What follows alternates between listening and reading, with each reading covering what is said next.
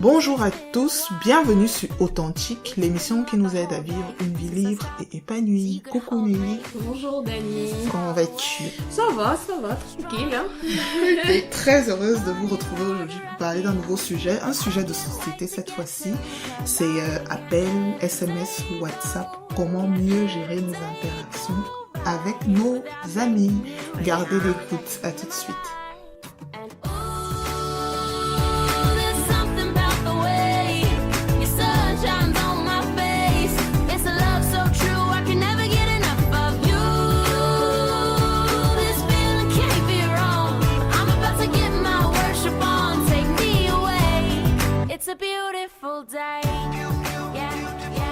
Alors, pourquoi c'est un sujet aujourd'hui de se poser la question de l'impact du téléphone, des appels, des SMS et de WhatsApp dans nos interactions? Bon, je pense qu'il y a que tout le monde utilise WhatsApp. C'est devenu... En fait, je sais même pas à quel moment s'est fait la transition.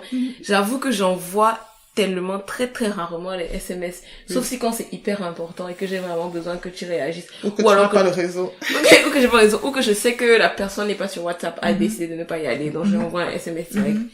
Mais sinon, on utilise tout ça pour interagir, quoi. On a tout, je sais pas si vous avez aussi le même réflexe, qui peut être aussi une addiction, mais bon, le même réflexe, c'est directement de scroller comme ça, là, et d'aller cliquer sur son WhatsApp direct. Dès que tu prends ton téléphone, moi je le fais dès que je prends.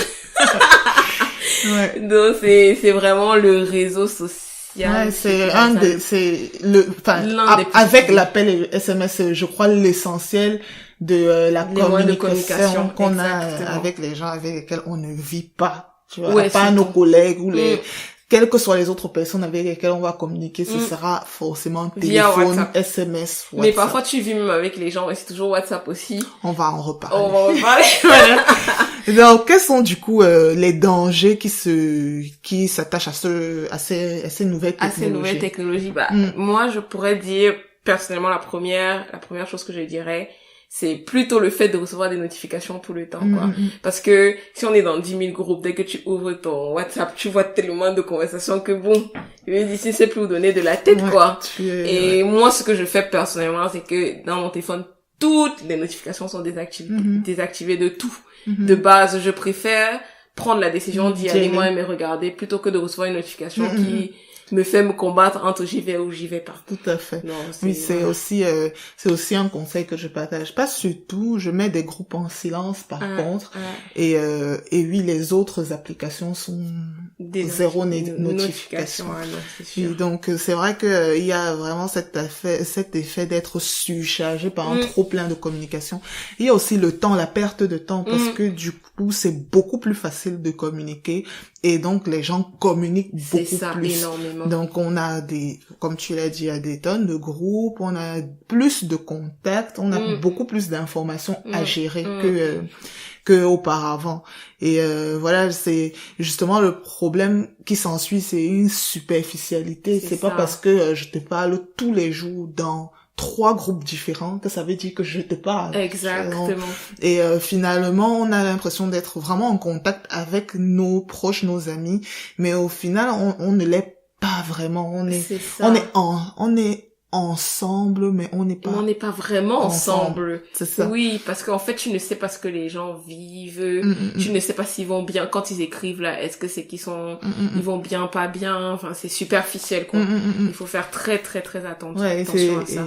Et ce que je disais, c'est que mine de rien, le moyen de communication le plus sain, le plus abouti aujourd'hui, c'est le face à face. Exactement. Parce que par écrit, on n'a pas le ton, on n'a pas le visage, le gestuel même, on n'a pas tout ça. Et en fait, même avant d'arriver au face to face, tu vois, plutôt qu'un groupe, il faut déjà parler en personnel avec les gens. Parce que parfois on s'écrit dans les groupes, on réagit dans les groupes, mais en personnel, tu regardes la dernière fois que tel t'a écrit, tu te rends bien compte de la réalité de votre relation. C'est ça. En remontant les dernières interactions. Ok, voilà. Si moi qu'on s'est jamais écrit, mais on est dans le même groupe, on réagit aux mêmes liens YouTube, aux mêmes articles, mais bon, on s'est jamais écrit. Et voilà, c'est relativement nouveau, on va dire quand même que ça fait quelques années que tout le monde est habitué à l'outil de communication qu'est le téléphone, le smartphone, mais je dénote quand même encore dans nos cercles et tout des impairs. Je pense que je suis sûre que certaines personnes ont déjà écrit genre un guide, le savoir-vivre ou le savoir-être sur les réseaux, comment bien vivre, bien gérer ses interactions avec les gens. Donc nous, Nelly et moi, on a fait l'exercice de noter une liste non exhaustive et on vous invite à compléter. Non exhaustive, non classée, des choses qu'on estime qu'il faut garder en tête lorsqu'on interagit avec les gens sur WhatsApp, SMS ou appel. Alors Nelly, tu veux commencer? Alors, moi, la première chose, et ça c'est vraiment un conseil qui me touche, c'est de lire avant de réagir. Et je suis dans tellement de groupes que quand je vois souvent comment les gens réagissent, ça dénote bien du fait qu'ils n'ont pas lu. Et ils avaient tellement envie de dire ce qu'ils ont sur le cœur qu'ils ne prennent pas du tout. Et pire encore quand c'est des débats. Du coup, il y a des échanges d'idées dans tous les sens. On ne se comprend plus, mais chacun veut juste dire ce qu'il veut dire parce qu'il veut montrer qu'il a raison, hein. Donc ça, s'il nous plaît. Arrêtons. Et il faut faire répondre à. Je trouve que sur WhatsApp, il y a l'option pour ceux qui ne savent pas, répondre à. Et ça, déjà, ça structure les échanges et ça permet de réagir à quelque chose et que tous ceux qui sont dans le groupe sachent à quoi tu réagis. Exactement. Des fois, on lit un commentaire, on se met à écrire, on balance et la conversation s'enlise parce qu'on soit on n'a pas lu, soit on a lu mais on réagit et personne ne sait à quel commentaire on réagit. C'est ça. Et parfois tu arrives en retard dans une conversation et tu commences, au lieu de tout lire, tu réagis sur un point qui a été réagi 30 minutes avant. On a déjà répondu à ce point-là. Est-ce que tu penses à quelqu'un de spécifique? Non, je ne dirais pas. Non, mais s'il te plaît, mon frère, ma sœur, lis d'abord tout. Tu arrives à la fin, tu vois où on en est, après tu réagis. Parce que parfois ta remarque, là, c'est une remarque qui a déjà été répondue avant. Donc c'est le minimum. Et moi, je me souviens, il y a une sister qui m'avait fait une fois la remarque, parce que j'avais répondu à un truc sans avoir tout lu. Elle m'a coché. Ouais, moi je dirais qu'il y a aussi, qu'il y a aussi la politesse. Par exemple, je trouve que ce soit sur les groupes ou ailleurs, il faut être poli. Il faut dire bonjour. Voilà, il faut dire bonjour. Il faut utiliser un langage compréhensible par tout le monde. Ouais, éviter des abréviations, ce genre de choses. Oui. Voilà. Et pour moi, la politesse aussi, c'est de pas couper les uns les autres dans leurs interactions. Pour moi, ça c'est aussi de la politesse. Des fois, on est dans un groupe et on a partagé un sujet, peut-être même un sujet triste, genre telle soeur a été touchée par tel truc, ou vous avez appris ce qu'il y a eu à Bakassi. Enfin, je prends l'exemple de Bakassi parce que beaucoup de Camerounais vont connecter, ou bien la route qui s'était cassée là pour des trucs plus récents. Et quelqu'un après va mettre en lien la vidéo du chat qui danse, quoi. Tu te dis pourquoi le chat qui danse?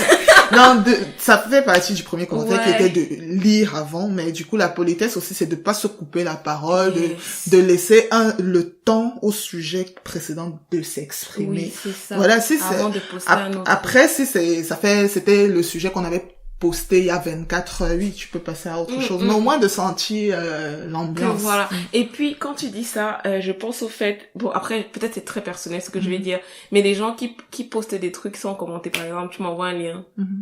Qu'est-ce que je suis censée en faire? Je suis censée écouter, comprendre quoi? Enfin, je trouve que, mais même au boulot, moi je trouve que les mails qu'on forward sans rien dire, on te forward juste le bidule. Ok, d'accord, maintenant que je m'en forwardé, je fais quoi avec? Je trouve que c'est quand même aussi de la politesse de pouvoir dire à la personne ce que tu attends d'elle dans le lien. Ok, peut-être dire que j'ai écouté ça, c'était bien, je pense que vous devriez écouter, ou je ne sais pas, mais faire quelque chose quoi, parce qu'un lien pour un lien, un lien pour un lien, voilà quoi. J'ai envie de te dire bon ok, qu'est-ce que j'en fais et tout, mais bon j'estime que c'est la politesse, mais après c'est peut-être particulier pour moi quoi. Voilà. Autre chose peut-être aussi, ça c'est dans les échanges qui vont dans tous les sens, c'est d'éviter l'ironie et le sarcasme.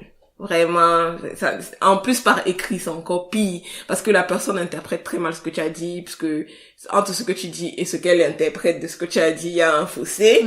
Et donc, c'est ça qui crée des problèmes, des mésententes, des incompréhensions. C'est mieux d'éviter. À moins que vous soyez vraiment très très proches et que l'un et l'autre vous connaissez. Mais même... Ou que vous soyez prêt à vous excuser. Bon, pourquoi? Et ça, c'est un autre point, oui. Mais même... Mais j'avoue... Je pense qu'il faut éviter l'ironie. J'avoue que c'est quelque chose sur lequel je pêche souvent. Je suis extrêmement sarcastique ou ironique. Mais si bien que, au final, je me fais souvent reprendre par des personnes qui me connaissent bien. Parce que le sarcasme est tellement poussé que quelqu'un pourrait lire et prendre au sens premier. Et non, même pas le mal le prendre. Je crois que c'est juste une phrase. Quoi. Mais voilà, c'est quelque chose à éviter. Yes, je suis d'accord. Oui, il faut aussi connaître son auditoire. Tu es nouveau dans un groupe ou pas, même si ça fait longtemps que tu es dans ce groupe, essaye de connaître quel est le profil des gens qui sont dans le groupe. Là, surtout nous qui sommes de culture africaine, on sait quand même qu'il y a une hiérarchie. Je ne parle pas à une tata, à un tonton comme je parlerais à une maman ou à un papa comme je parlerais à ma petite sœur, mon petit frère ou à quelqu'un de mon âge. Donc des fois le ton qu'on utilise ou les sujets, les centres d'intérêt même qu'on partage sont liés au profil de personnes qui sont dans le groupe. Et des fois, on a des personnes qui s'expriment et qui commettent des impairs parce qu'il y a d'autres personnes qui disent, qui peuvent être choquées. Voilà, c'est un conseil que je donne. Il y a un autre point, ça c'est un point qui me parle. C'est le fait d'être patient et de ne pas attendre forcément que les gens réagissent à l'instant. Je vais dire deux choses. Je pense que il faut effectivement être patient. Et que, de toute façon, il faut pas attendre de la personne de réagir du tic au tac. Je suis d'accord. Mais d'un autre côté, je pense qu'il faut répondre aux messages parce que trop de personnes sont dans des groupes, on envoie des messages, c'est comme si tu écrivais, je sais pas, au désert. Et je trouve que c'est quand même une règle de bienséance d'accuser réception. Ne serait-ce que d'accuser réception que, ah, ok, j'ai vu. Parce que la personne en face qui envoie le message ne sait pas du coup et pour moi c'est le minimum. Et je pense par exemple au groupe d'anniversaire qu'on envoie que bon s'il vous plaît contribuez pour la cagnotte avant telle date, personne ne réagit, on sait pas si tu as vu, tu n'as pas vu, au moins tu accuses de réception. Je trouve que c'est le minimum. Tu mets ok. Oui, même ok, mais c'est mieux d'accuser réception que de ne rien dire. Je trouve que c'est...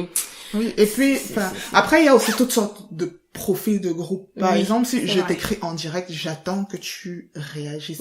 Si j'écris, il y a des groupes dans lesquels c'est des groupes soit d'exhortation, de partage. Je trouve que c'est malséant d'être dans un groupe d'expérience ou de partage et de ne rien dire jamais sur un sujet.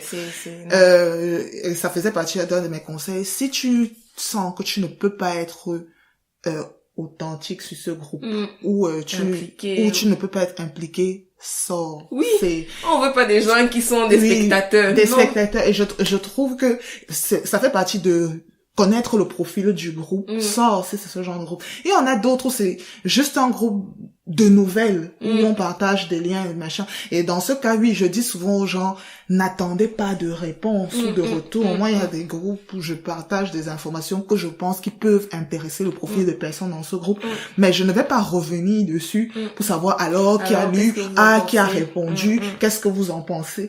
Je trouve que, de toutes les façons, ceux qui me connaissent savent que j'aime bien faire ça. S'il y a quelqu'un qui interagit, c'est bien. S'il n'y a personne, tant pis. Donc, je crois que ça profitera à la personne qui a lu. Yes, c'est ça. Bon, mais je sais pas s'il y a un autre conseil qu'on peut donner. Peut-être demander de la permission avant d'ajouter quelqu'un dans un groupe. Ah oui. Oui. Oh, bon, ça c'est le sujet de Dani. Okay. Non, je trouve que je sais pas quelle analogie on pourrait faire. Mais pour moi, je pense qu'il faut demander la permission pour tout à chaque fois. Même pour appeler, je te disais tout à l'heure que voilà, j'ai du mal à appeler certaines personnes sans leur avoir demandé la permission avant. Parce que je suis désolée, pour moi l'appel téléphonique n'est déjà plus le mode de communication favori. Je le trouve un peu trop intimiste. Enfin, en tout cas, ça va couper la personne. En tout cas, quand moi je reçois un appel, ça me coupe dans ce que je fais, et donc je veux m'assurer que cette personne est disponible pour recevoir l'appel. Pareil pour les groupes, je demande la permission aussi, je sais par avance que j'ai acquis la permission de cette personne pour l'ajouter dans un groupe. Et je sais que des fois j'ai demandé des permissions, on m'a dit non. On m'a dit non, je ne veux pas qu'on t'ajoute.